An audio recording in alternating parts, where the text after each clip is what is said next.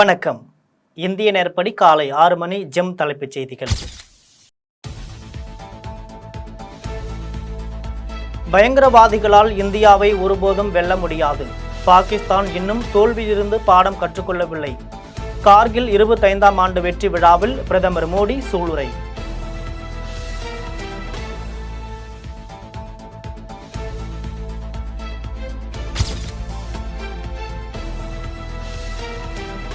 பாகிஸ்தானை உலக வரைபடத்திலிருந்து அகற்றும் வல்லமை கொண்டது இந்தியா.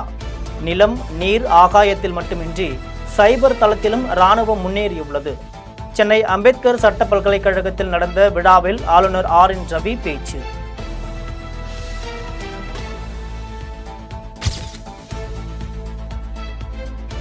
தமிழகத்திற்கு அந்நிய முதலீடுகளை ஏற்க பயணம். முதல்வர் MK ஸ்டாலின் அமெரிக்கா செல்ல மத்திய அரசு அனுமதி. ஆகஸ்ட் 22 புறப்பட்டு 10 நாட்கள் வரை அங்கு தங்கியிருந்து தொழில் அதிபர்களை சந்தித்து ஆலோசனை நடத்த திட்டம். புரிந்துணர்வு ஒப்பந்தங்கள் கையெழுத்தாகவும் வாய்ப்பு.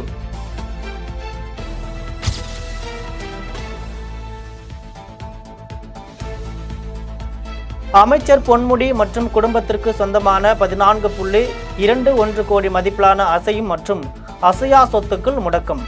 மண் குவாரியில் சட்டவிரோதமாக செம்மண் எடுத்த வழக்கில் அமலாக்கத்துறை அதிரடி நடவடிக்கை.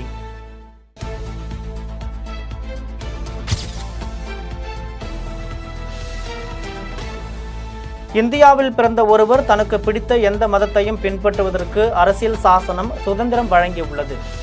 கிறிஸ்தவம் தழுவிய சகோதரர்கள் இருவர் தங்களது சான்றிதழ் பெயர் மாற்றம் செய்து தர அரசுக்கு உத்தரவிடக் கோரி தொடர்ந்த வழக்கில் கேரள உயர்நீதிமன்றம் நீதிபதிகள் உத்தரவு.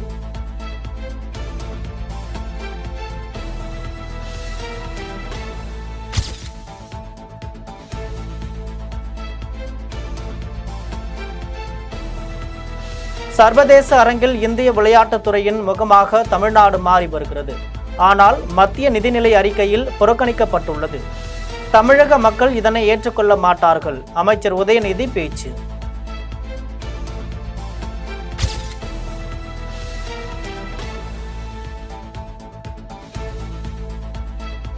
மத்திய பட்ஜெட்டில் தமிழகத்திற்கு உரிய நிதி ஒதுக்காததை கண்டித்து மாவட்ட தலைநகரங்களில் திமுக சார்பில் இன்று ஆர்ப்பாட்டம்.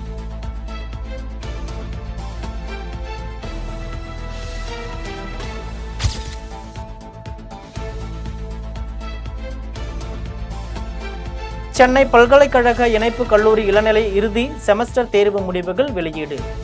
www.exam.uniom.ac.in என்ற இணையதளத்தில் மாணவர்கள் அறிந்து கொள்ளவும் ஏற்பாடு.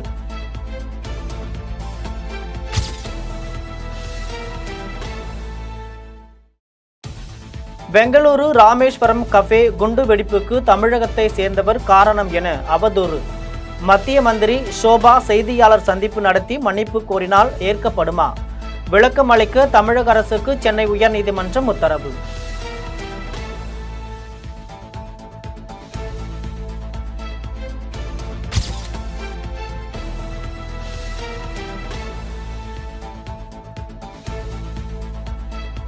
எங்கள் ஆட்சியில் எந்த ஒரு ஊழலும் மோசடியும் நடக்கவில்லை. பாஜக தான் ஊழலின் ராஜா. கர்நாடக துணை முதல்வர் DK சிவகுமார் விமர்சனம்.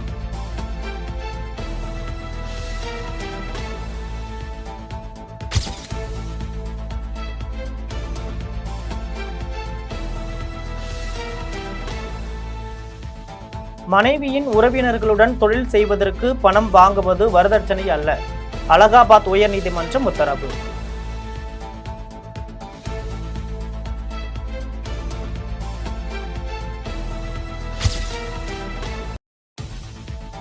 மாநிலங்களவையில் முக்கிய பிரச்சனைகள் குறித்து விவாதிக்க எதிர்க்கட்சிகள் நோட்டீஸ் அளித்தால் அனுமதி மறுக்கப்படுகிறது.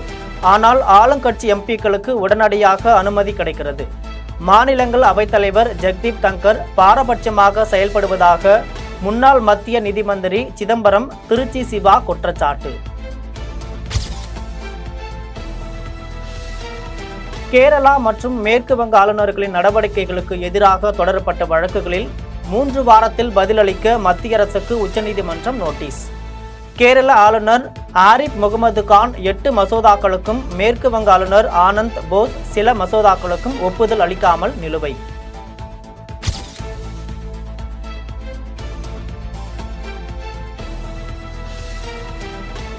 கூகுள் நிறுவனத்தின் தலைமை செயல் அதிகாரி சுந்தர் பிச்சைக்கு ஐஐடி காரக்பூர் சார்பில் மிக உயர்ந்த கௌரவ பட்டம் வழங்கி கௌரவிப்பு.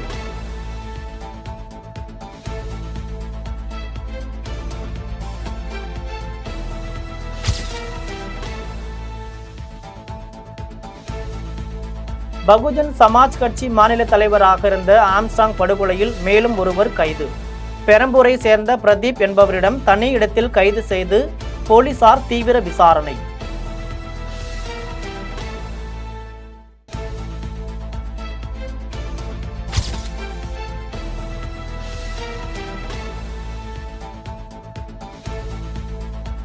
தமிழக பாஜக மேலிட பொறுப்பாளர் அரவிந்த் மேனன் நியமனம். துணை பொறுப்பாளராக சுதாகர் ரெட்டி தொடர்வார் என அறிவிப்பு.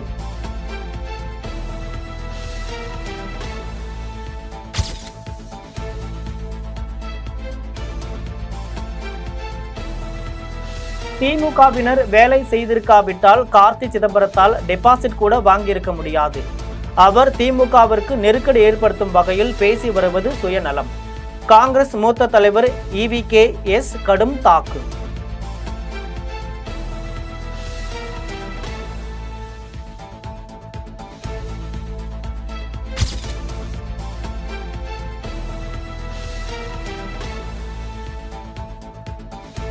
மரணம் அடைந்த தொலைக்காட்சி நிறுவன செய்தி வாசிப்பாளர் சௌந்தர்யாவுக்கு ஆளுநர் RN ரவி, எடப்பாடி பழனிசாமி இரங்கல்.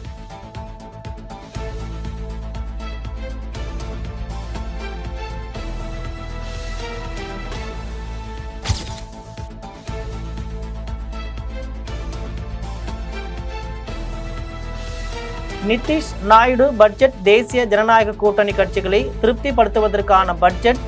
டெல்லி நாடாளுமன்றத்தில் துரை வைகோ.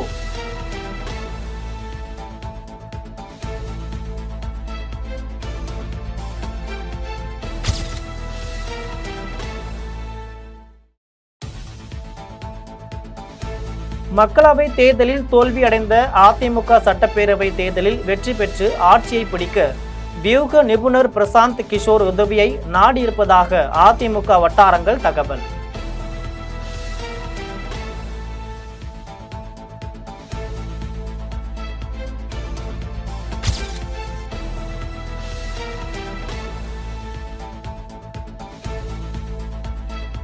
மத்திய பட்ஜெட்டில் மாநிலங்களுக்கான நிதி ஒதுக்குவதில் பாரபட்சம் காட்டக்கூடாது. மத்திய அரசுக்கு பாமக நிறுவனர் டாக்டர் ராமதாஸ் எதிர்ப்பு.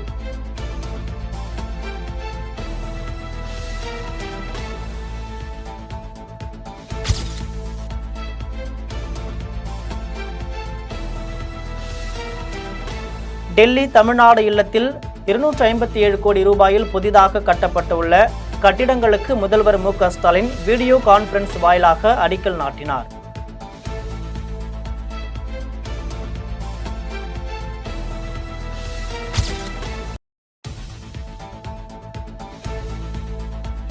தமிழகத்தில் தனிநபர் மின் நுகர்வு உயர்வு நடப்பாண்டில் 152 யூனிட்கள் அதிகரித்து 1792 யூனிட்களாக உயர்ந்துள்ளது.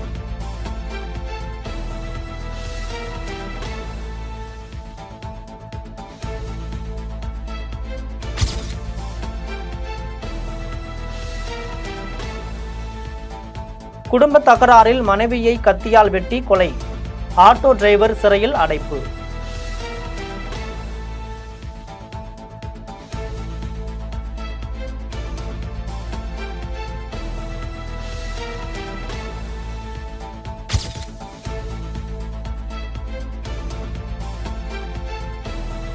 குறவன் குறத்தி பெயர்களை பயன்படுத்த தடை விதிக்க கோரி வழக்கு.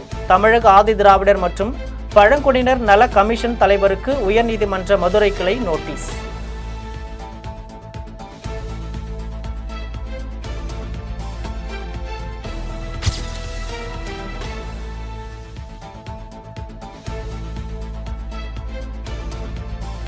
பட்ஜெட்டை எதிர்த்து திமுக நடத்த உள்ள போராட்டம் மக்களை ஏமாற்றும் போராட்டம் என பாஜக மாநில துணைத் தலைவர் கரு நாகராஜன் கருத்து.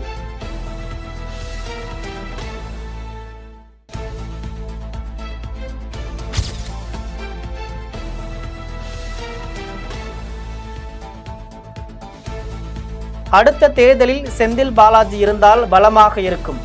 அவர் இப்போது சிறையில் இருப்பது எங்களுக்கு மட்டுமல்ல, எல்லோருக்கும் வருத்தம்தான். கோவையில் அமைச்சர் முத்துசாமி பேட்டி.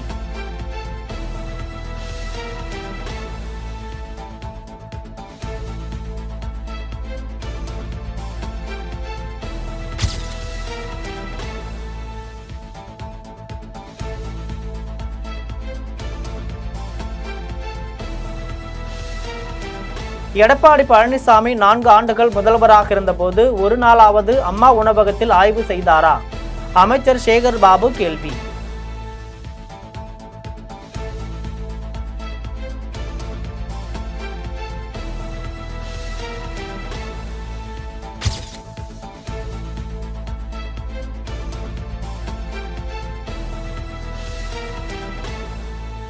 சென்னை அருகே உள்ள படப்பையில் 12 வயது மகன் மரணம். துக்கம் தாங்காமல் தாயும் தற்கொலை செய்து கொண்ட பரிதாபம்.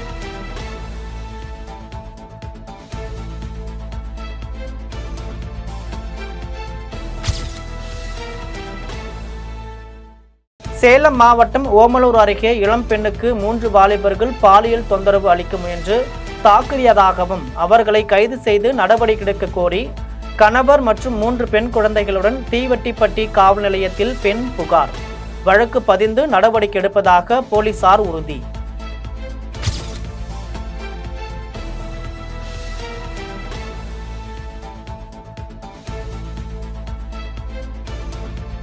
மதுரையில் கட்டி வைத்து ஆம்னி டிரைவர் மீது தாக்குதல் நடத்திய டிராவல்ஸ் நிறுவன அதிபர் உட்பட 5 பேர் கைது.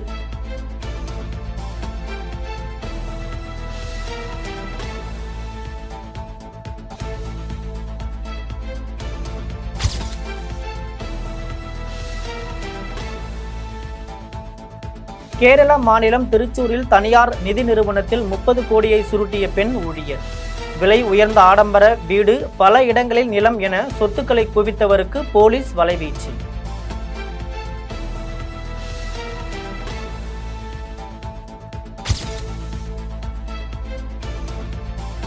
பிரான்ஸ் தலைநகர் பாரிஸில் 33வது ஒலிம்பிக் திருவிழா கோலாகலம்.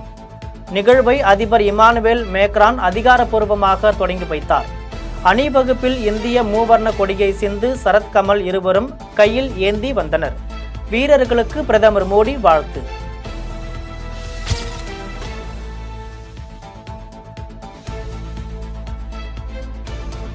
கிரிக்கெட் வாரியம் எனக்கு போதுமான வாய்ப்புகள் வழங்குகிறது. வீரர்களிடம் எந்த ஒரு ஏற்றத்தாழ்வுகளையும் பார்ப்பதில்லை. கிரிக்கெட் வீரர் நடராஜன் பேட்டி.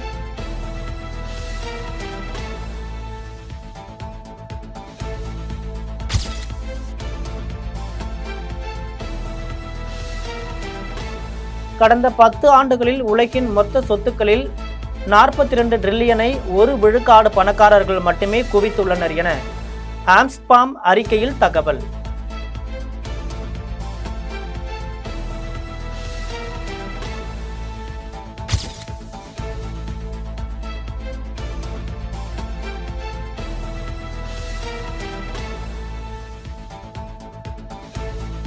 கிரிக்கெட் கனவு கலைந்ததால் வாலிபர் விபரீத முடிவு.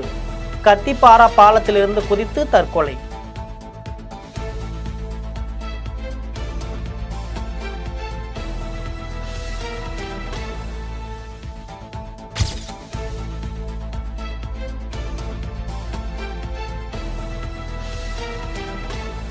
செல்ஃபி எடுக்க மறுத்ததால் ஆத்திரம். பில்லி சூனியம் வைக்கப் போவதாக பெண் மிரட்டல். காவல் நிலையத்தில் சின்னத்திரை நடிகர் சதீஷ்குமார் புகார்.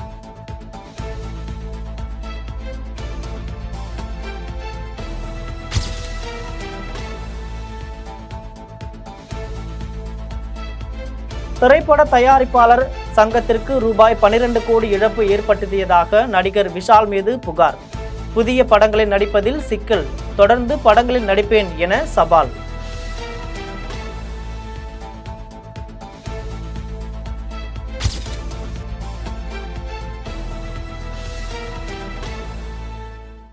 கல்லூரி மாணவர்கள் மத்தியில் கவர்ச்சி உடையில் ஆடியதாக எழுந்த சர்ச்சைக்கு அமலாபால் பதில். பிரச்சனை ஆடையில் இல்லை, கேமராவில் இருக்கிறது.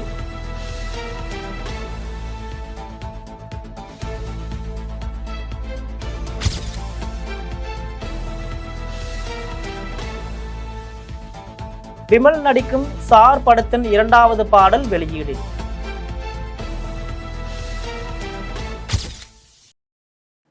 இத்துடன் ஜெம் செய்திகள் நிறைவடைகின்றன. மீண்டும் ஜெம் செய்திகள் காலை 8:30 மணிக்கு. உடனுக்குடன் செய்திகளை காண GemLive.tv என்ற இணையதளத்தில் இணைந்திருங்கள். நன்றி, வணக்கம்.